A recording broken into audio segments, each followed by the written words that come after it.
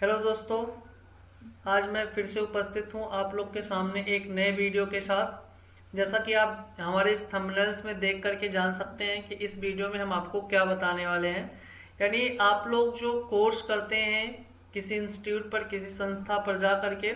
ADCA, DCA, तो उस ADCA और डीसीए में क्या डिफरेंट है, क्या अंतर है, उसमें सिलेबस कौन कौन से हैं, और यदि आप एडीसीए कोर्स करते हैं तो आप कहाँ पे काम कर सकते हैं, किस किस स्थान पर और किस चीज़ से संबंधित, या डीसीए आप कोर्स करते हैं तो कितने महीने का होता है और इसमें क्या क्या चीज़ें आपको पढ़ाई जानी है, क्या पढ़ाना चाहिए, ये सारी चीज़ें हम आपको इस वीडियो के माध्यम से बताने वाले हैं। तो आप हमारे इस वीडियो को पूरा देखें, स्किप ना करें। और आप अगर जो हमारे इस चैनल पर नए हैं तो चैनल को सब्सक्राइब कर दें, लाइक करें और ज़्यादा से ज़्यादा इसको शेयर करें ताकि हम आपके सामने ऐसे ही वीडियो लाते रहें। तो आइए हम बात करते हैं इस कोर्स एडीसीए और डीसीए में क्या अंतर है इसके बारे में।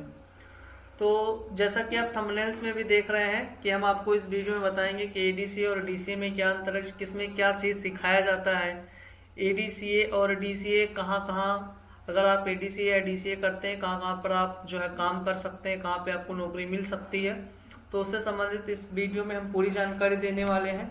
तो हम आपसे आशा करते हैं कि आप यदि हमारे वीडियो पे नए होंगे तो सब्सक्राइब और शेयर ज़रूर करेंगे, लाइक ज़रूर करेंगे। तो आइए हम बात करते हैं इसमें different between ADCA and DCA course के बारे में। कौन सा कोर्स आपके लिए सबसे अच्छा रहेगा, डीसीए अच्छा रहेगा या एडीसीए अच्छा रहेगा, किसमें क्या क्या सिखाया जाता है और किस कोर्स में कितना समय लगता है, इस पूरे वीडियो में यही चर्चा हम करने वाले हैं। तो हम बात करते हैं सबसे पहले इसमें डीसीए सिलेबस के बारे में कि आपको डीसीए में क्या क्या चीज़ सिलेबस मिलने वाला है। तो डीसीए में सबसे पहले आपको मिल सकता है, यानी आप जहाँ पे भी जिस इंस्टीट्यूट पे भी पढ़ने जाते हैं या पढ़ेंगे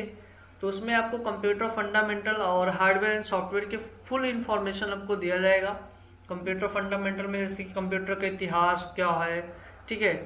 कब आया था कंप्यूटर, किसने बनाया था, कितने टाइप के होते हैं, किस प्रकार के कंप्यूटर कहाँ पे उपयोग में लाए जाते हैं, ये पूरा उसमें आपको दिया जाएगा। हार्डवेयर एंड सॉफ्टवेयर एलिमेंट्स में यानी कंप्यूटर में कौन कौन से उपकरण लगे होते हैं, किस उपकरण का क्या उपयोग होता है, उसे कंप्यूटर में जोड़ते कैसे, प्लस आपको सॉफ्टवेयर एलिमेंट्स यानी सॉफ्टवेयर क्या होता है, कितने टाइप के होते हैं, ऑपरेटिंग सिस्टम क्या होती है, ऑपरेटिंग सिस्टम कितने प्रकार के होते हैं, ऑपरेटिंग सिस्टम हमारे कंप्यूटर में किस बेसिस पे या कैसे काम करता है, इसका पूरा इन्फॉर्मेशन आपको दिया जाना चाहिए।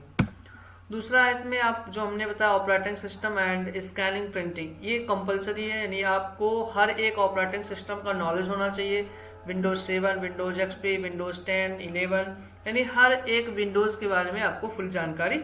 देना चाहिए। दूसरी चीज स्कैनिंग, यानी किसी भी प्रकार के आप डॉक्यूमेंट को या पेपर को आप कैसे कंप्यूटर में स्कैन करके डालते हैं, इसकी पूरी आपकी जानकारी होनी चाहिए।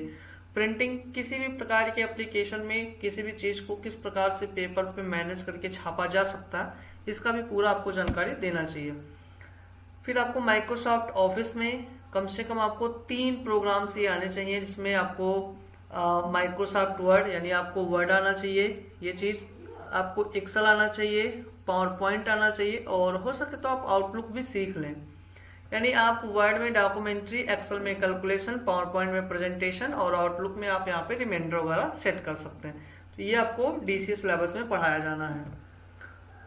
हम बात करें अकाउंटिंग की, तो डीसीए में आपको अकाउंटिंग भी पढ़ाया जाता है, चाहे वो टैली सॉफ्टवेयर हो या बिजी सॉफ्टवेयर, इन दोनों का प्रयोग जो होता है अकाउंटिंग के क्षेत्र में सर्वाधिक किया जाता है, तो ये आपको पढ़ाया जाना चाहिए।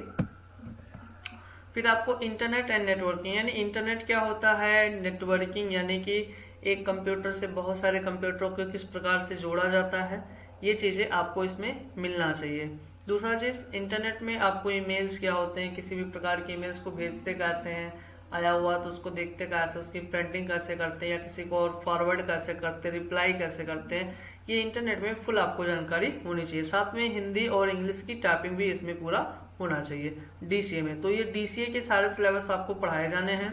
Computer fundamental, operating system, scanning, printing, Microsoft Office के 4 प्रोग्राम्स, अकाउंटिंग में आप टैली सीखें या विजी सीखें, इंटरनेट एंड नेटवर्किंग, कम्युनिकेशन, ये सारी चीज़ें होनी चाहिए।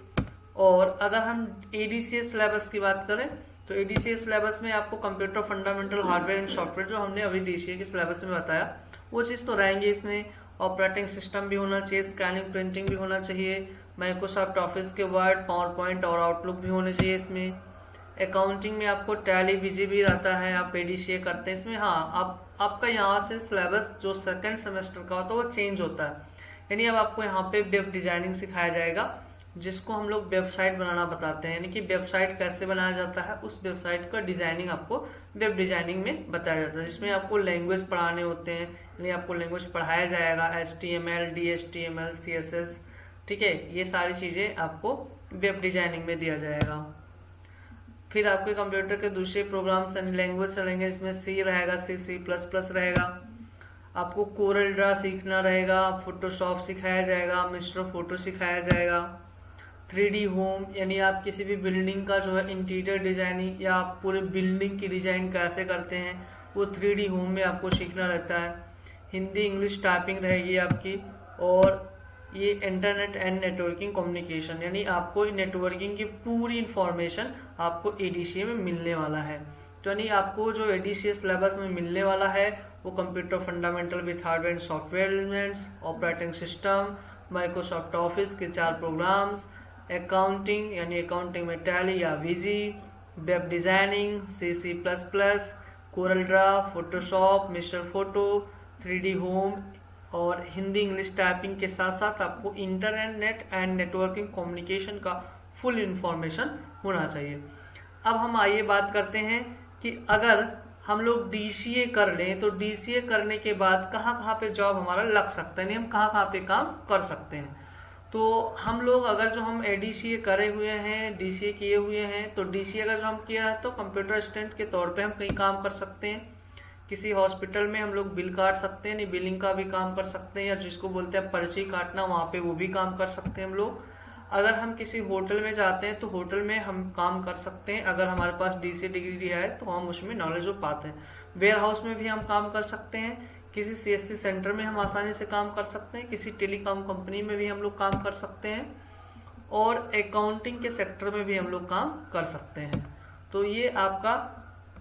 DCA में मिलने वाला है, यानी DCA अगर जो हम करते हैं तो इतने जगहों पे हम आसानी से कोई भी काम मिलने पर कर सकते हैं, कोई हमें दिक्कत नहीं होने वाली है। आगे हम बात करते हैं कि अगर हम ADCA करते हैं तो ADCA में हमें कहाँ कहाँ पे काम मिल सकता है, कहाँ कहाँ पे हमारा जॉब लग सकता है। तो हम कंप्यूटर ऑपरेटर के तौर पे हम चाहे बैंकिंग में जाए या कहीं भी जाए तो कंप्यूटर ऑपरेटर के तौर पे हम वहाँ पे काम कर सकते हैं, कोई प्रॉब्लम नहीं होने वाला। डाटा एंट्री का काम बहुत आसानी से हम इसमें सीख लेते हैं, यानी ADCA के सिलेबस में डाटा एंट्री का पूरा काम हम लोग सीख लेते हैं। तो डाटा एंट्री का कहीं भी हमको काम मिलता है तो हम आसानी से कर सकते हैं। अगर हम ADCA कोर्स करते हैं तो हमें वेब डेवलपिंग यानी वहाँ हमने कहा था कि वेब डिजाइनिंग पढ़ाया जाता है, तो यहाँ पे हम वेब डेवलपर का भी काम आसानी से कर सकते हैं कहीं भी जा करके आराम से। साइबर कैफे में भी हम काम कर सकते हैं, यानी ऑनलाइन से रिलेटेड हम सारी चीज़ें इसमें जान चुके होते हैं DCA में, तो साइबर कैफे में काम करना हमारे लिए कोई प्रॉब्लम की बात नहीं होती, आसानी से हम काम कर सकते हैं। किसी भी CSC सेंटर में भी हम काम कर सकते हैं। CSC सेंटर में गवर्नमेंट से संबंधित जो हमें जो भी ID मिलते हैं उस ID पे आय जात निवास जो भी चीज़ें होती है वो टोटली हम यहाँ पे काम कर सकते हैं। CSC सेंटर हो या CSP सेंटर हो, जिसको बोलते हैं ग्राहक सेवा केंद्र, जो मिनी ब्रांच भी बोला जाता है, ठीक है, तो वहाँ पे भी हम काम कर सकते हैं, कोई दिक्कत नहीं होने वाली है। हम किसी कंपनी में फैक्ट्री में भी जाके वहाँ पे अकाउंटिंग का काम आसानी से सीख कर सकते हैं, अगर हमारे पास टैली या विजी सॉफ्टवेयर हमने नॉलेज लिया है तो। हम प्रिंटिंग प्रेस में भी आसानी से काम कर सकते हैं, कहीं पर कोई डिजाइनिंग करना हो इसमें हमने सीख रखा है, कोरल ड्रा सीख रखा है, फोटोशॉप सीख रखा है, मिस्टर फोटो सीख रखा है, तो प्रिंटिंग प्रेस में भी हमें काम करने में कोई प्रॉब्लम नहीं होगा। यानी अगर हम ADCA को पढ़ते हैं तो ADCA की सिलेबस तो हमने चूंकि बता दिया है, हम ऐसे स्थानों पर बिना किसी हिटिटेशन के भी हम वहाँ पे आसानी से काम कर सकते हैं, हमें कोई प्रॉब्लम नहीं होने वाला, हम आसानी से वहाँ पे बैठ के काम कर सकते हैं। तो ये आपका टोटल यानी DCA और ADCA का है। तो अगर आप ADCA या DCA कोर्स करना चाहते हैं तो हमारे institute Lucknow computer and technical institute पर भी संपर्क कर सकते हैं, या आप कहीं भी सीख रहे हो या सीखना चाहते हैं तो वहाँ पे सिलेबस के बारे में जानकारी जरूर लें कि आप क्या क्या चीज़ें हमको इसमें सिखाएंगे, हम इसको सीखने के बाद हम कहाँ पर लग सकते हैं, किस प्रकार के काम कर सकते हैं, हमारा एजुकेशनल क्वालिफिकेशन क्या होना चाहिए। तो मैं आपको भी इसमें बता दूं कि आपको ये सारी डिग्री लेने के लिए कम से कम आपका हाई स्कूल क्वालिफिकेशन होना जरूरी है, यानी आपको हाई स्कूल पास होना जरूरी है, तभी आप ये चीज़ें कर सकते हैं और इस पे कहीं भी जाके आप काम भी कर सकते हैं। तो आपका ये टोटल जो है आपका एडीसीए और डीसीए का यही एक अंतर है कि आप डीसीए में क्या चीज़ पढ़ेंगे, एडीसीए में क्या आप पढ़ेंगे। तो आई होप, मुझे लगता है कि आपको ये समझ में आ गया होगा। और अगर आप हमारे इस वीडियो पे नए हैं तो मैं आपको से बार बार कर रहा हूँ कि आप हमारे वीडियो को सब्सक्राइब करें, यानी चैनल को सब्सक्राइब